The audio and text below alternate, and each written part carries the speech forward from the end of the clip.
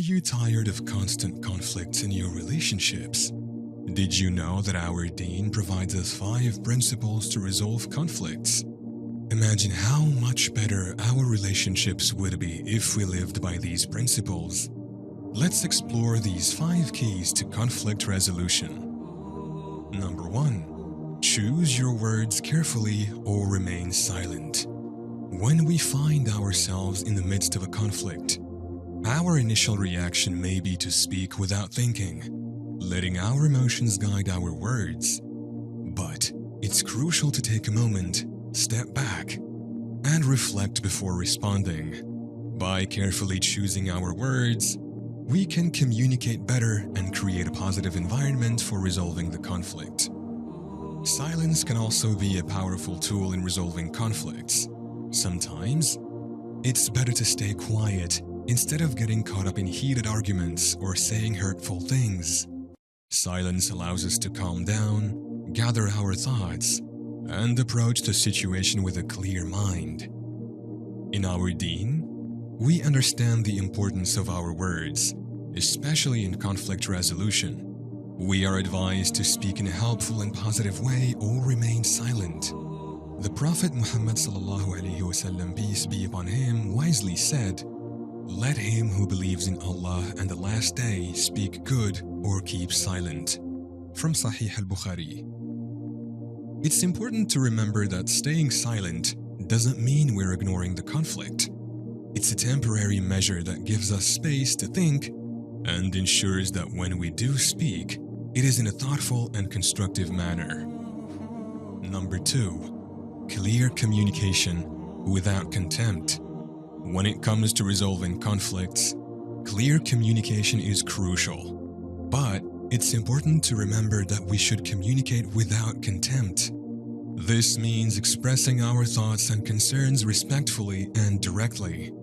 We should steer clear of making disrespectful comments, using sarcasm, or manipulating words to gain an advantage. Instead, let's focus on being honest and straightforward while treating the other person with respect.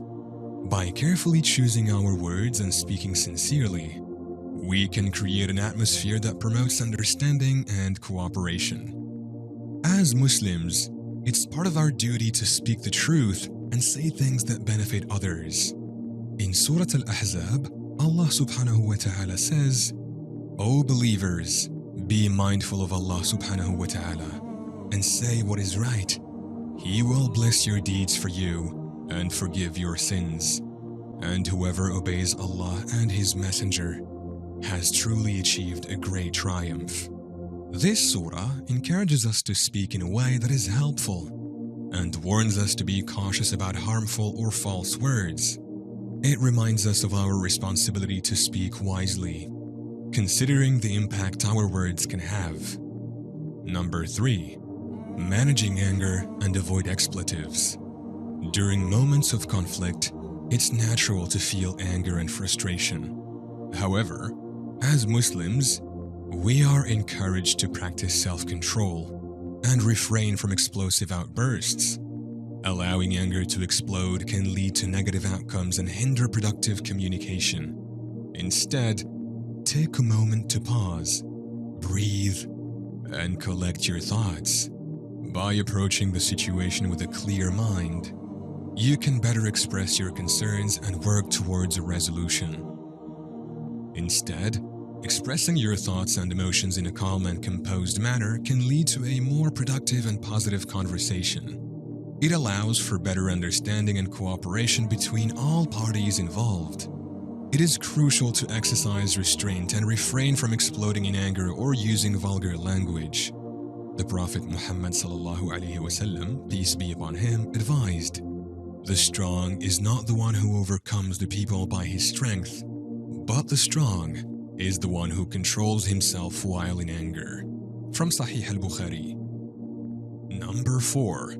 White lies to keep the peace are allowed. While honesty is highly valued in Islam, there are situations where telling a white lie, also known as a taqiyya, is permissible to maintain harmony and prevent further conflict. This concept is based on the principle of maslaha, which focuses on promoting the greater good and avoiding harm. However, it's important to use this exception sparingly and only when necessary, with the intention of bringing reconciliation. According to a narration by Asma bint Yazid, the Prophet Muhammad ﷺ, peace be upon him, stated, "It's not lawful to lie except in 3 cases. First, when a husband tells something to please his wife. Second, to lie during times of war. Third, when lies are told to bring peace between people." From Sahih al-Bukhari.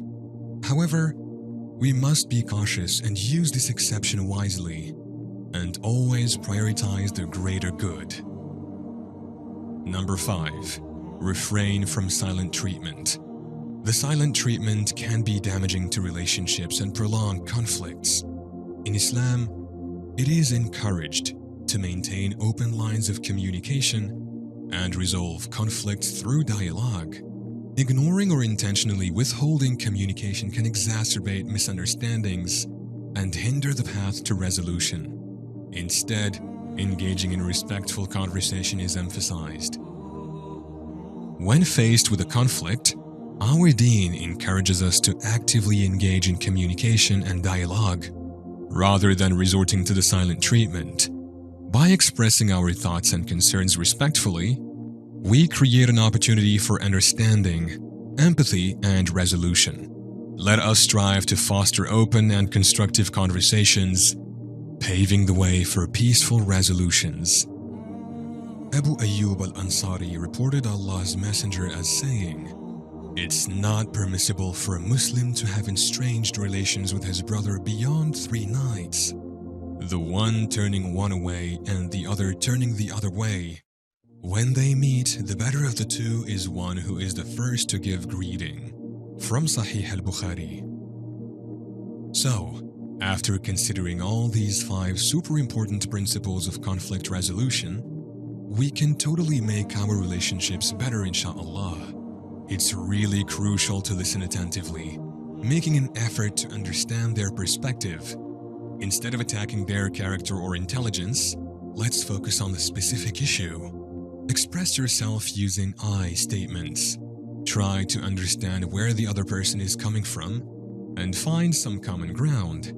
Acknowledge their valid points, even if you don't fully agree.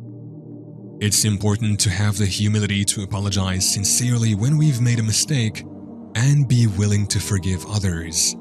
Brothers and sisters, we also should keep the details of the conflict between the parties involved to avoid causing even more fitna and to avoid escalating the situation.